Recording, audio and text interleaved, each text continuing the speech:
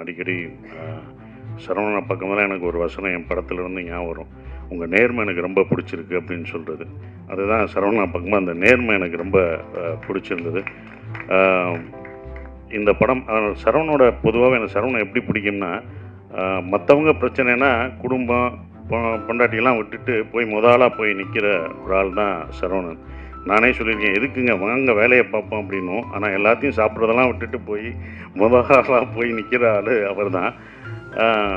இப்போ அவருக்கு தெரிஞ்சிருக்கும் உங்களுக்கு பின்னாடி யார் யார் இவங்க தான் இருக்காங்க, அது யார் நிற்கிறான்னு பார்க்கணும். ஏன்னா சினிமாவில் எல்லாருமே உங்கள் கூட இருக்க மாட்டாங்க, உங்கள் கூட நிற்க மாட்டாங்க. இப்போ உங்கள் கூட யார் நிற்பாங்க அப்படின்றது சினிமா உங்களுக்கு ஒவ்வொரு தடவையும் கற்றுத்தரும். அதில் இருக்கும் உங்கள் கூட எப்போதும் நாங்கள்லாம் இருந்தாலுமே எப்போதும் கடைசி வரைக்கும் நிற்கிறது உங்கள் மனைவி தான், கலாக்கா தான். அந்த ஓரமாக நின்று ரசிக்கிறாங்க பார்த்தீங்களா. எந்திரிங்க, எப்பயாவது எந்திரிங்க. அவங்க தான் இந்த படத்தில் எங்களை விட கஷ்டப்பட்டது. நான்லாம் கிடையாது, அந்த அடியெல்லாம் ஒன்றுமே இல்லை. நான் வருத்தப்பட்டேன்னு பாத்திரம் கழுவிட்டு இருப்பாங்க அவங்க டீச்சரு.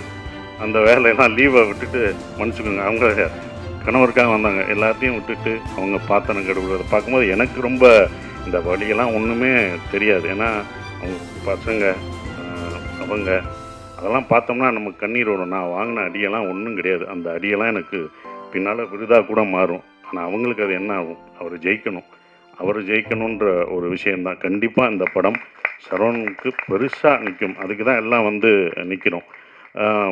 நான் வழி அனுப்ப போன மாதிரி தான் இந்த படத்தில் 4 நாள் நடிக்கிறதுக்கு தான் அந்த படத்துக்கே போனேன்.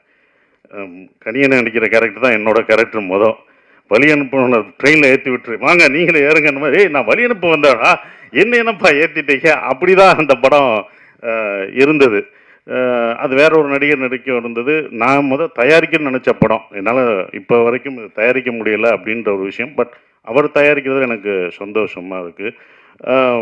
அங்கே போனோடனே தான் நானே சொன்னேன், சரி நம்மளே ஒரு இழுத்து விட்டோமோ, தயாரிப்பு நம்மளும் வந்துட்டோம், இழுத்து விட்டோமோ அப்படின்னு ஒரு மனசு குற்ற உணர்ச்சி இருந்தது.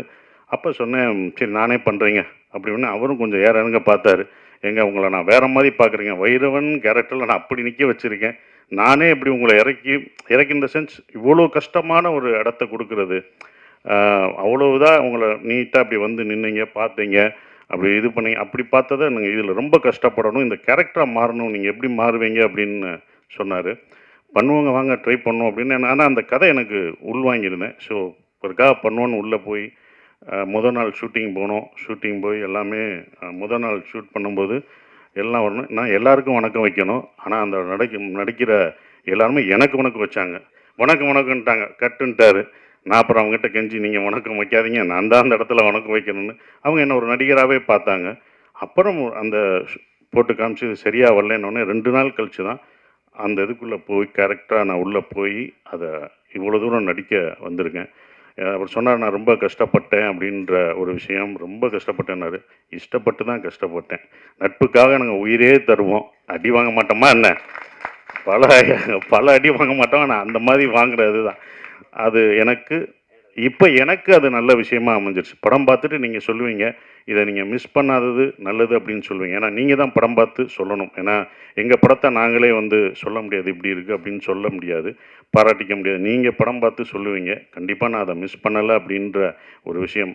கனியனை சொன்ன மாதிரி அந்த படமே யார் இதுக்கு வேணும் அப்படின்றத எடுத்துக்கிறோம். அப்படி தான் இதை எடுத்துக்கிட்டதா நான் இப்போ நினைக்கிறேன். இவங்கெல்லாம் படம் பார்த்துட்டு சொல்லும் போதும் அதை இருக்கிறேன். ரொம்ப கஷ்டப்பட்டார். என்னென்னா ஒரு ப்ரொடியூசராக இந்த படம் வியாபாரம் பண்ணுறதுக்கு ரொம்ப இருக்கும். அவர் ரொம்ப இது பண்ணும்போது தான் எனக்கு ரவி சார் ஞாபகம் வந்தார். நான் நேராக போய் ரவி சார்கிட்ட போய் இது பண்ணுவேன். ரவி சார் எப்படின்னா சாதாரணமான இல்லை, அவர் பண்ணுவார். ஆனாலும் நட்பை தாண்டி அவர் காலமாட்டிலே பால் கறப்பார், ஏன்னா காற்றுலே வெண்ணெய் எடுக்கிறவர், ரொம்ப பர்ஃபெக்டாக பார்ப்பார். அப்படி பண்ணுற ஒரு ஆள். இவர் பார்க்கும்போது எனக்கு தான் பயமாக இருந்தது, இது எப்படி இருக்கும் என்ன இருக்குன்னு. அவர் அந்த சார் பார்த்தோன்னே அவர் அவ்வளோ ரசிச்சார். இது இப்படி இருக்குது, ஃபஸ்ட்டு ஷாட் அந்த செருப்பு ஷாட்டை காமிச்சது யாரும் பண்ண மாட்டாங்க. அவ்வளோ ரசிக்க எங்களுக்கு முதல் ரசிகர் அவர் தான். எங்களுக்கு முதல் ஒருத்தர் நாங்களாக பார்த்துக்கிட்டு இருந்தோம் இது எப்படி இருக்கும் என்னன்றது யோசிச்சிருக்கோம். முதல் ரசிகர் அவர் தான். அதை ரசிச்சும்போது இவ்வளோ பண்ணியிருக்கோன்றது திருப்பி. அதுவும் இல்லாமல் அந்த குழப்பம் தீங்கிறதுக்கு 40 பேரை அவர் 40 பேரை ஃபில் பண்ணி பார்த்தாங்கல்ல, அதில் கை தட்டி எல்லாம் ரசித்து பார்த்தாங்க. ஒவ்வொரு டயலாகும். ஏன்னா சரவணனோட டயலாக் வந்து ரொம்ப எழுத்து வந்து பயங்கரமாக இருக்கும். அந்த எழுத்து வந்து உண்மையிலேயே போற்றப்படும் இந்த படம் பார்க்கும்போது. என்னை பொறுத்த வரைக்கும் தேங்க்யூ சார். ரவி சாருக்கு ரொம்ப நன்றி. இந்த படத்தை இவ்வளோ தூரம் கொண்டு வந்து கர்நாடகா வரைக்கும் சார் அதை நம்மளே ரிலீஸ் பண்ணுவோம் சார், நம்மளே ஸ்ட்ரைட்டாக ரிலீஸ் பண்ணுவோம்னு அவர்கிட்ட சொல்லி அது இப்போ வரைக்கும் அதை இவ்வளோ தூரம் கொண்டு வந்துட்டுருக்காரு. ரொம்ப நன்றி. உங்களை சேர்த்து வச்சதுக்கு பாலமாக இருந்த அது மட்டும்தான். அந்த பாலம் ஸ்ட்ராங்காக இருக்கணும்.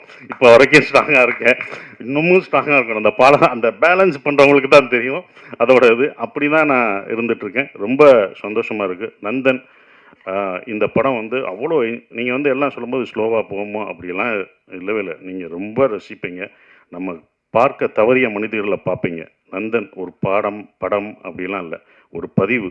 சரவணன் வாழ்க்கையிலையும் நான் இதில் நடித்ததில் எனக்கும் ஒரு பதிவான ஒரு படத்தில் நான் நடிச்சிருக்கேன். ஒரு பதிவில் நான் இருக்கேன்றதில் ரொம்ப சந்தோஷப்படுறேன். எல்லாருக்கும் என் நன்றியை தெரிவிச்சுக்கிறேன். அப்புறம் ஜிப்ரான் வந்து இதில் அந்த மியூசிக் நான் நடக்கும்போது இந்த ஒன்று ஒன்றா யோசிப்போம், நம்ம நடையை மாற்றணும் அப்படின்னு. இந்த படத்தில் நடையெல்லாம் மாற்றி நம்ம ஸ்லோவாக நடந்தோன்னா இதுக்கு ஒரு மியூசிக் இப்படி வைப்பாங்க அப்படின்னு நினச்சி நம்ம பண்ணுவோம். டைரக்டரும் அப்படி எடுப்பார். ஆனால் அவர் அதை ஒரு பேங்காக போட்டு மாற்றினார். ஜிப்ரான் தான் இந்த படத்தை இன்னமும் பிரம்மாண்டமாக்குனது. அந்த மியூசிக்கில் நீங்கள் மியூசிக் பார்க்கும்போது படத்துக்கும் அந்த மியூசிக்கும் வேற ஒரு தெரியும், ஆப்போசிட்டாக இருக்கும். அப்படி பிரம்மாண்டமாக்குன ஜிப்ரானுக்கு என்னுடைய நன்றிகளை தெரிவிச்சுக்கிறேன். நன்றி, வணக்கம்.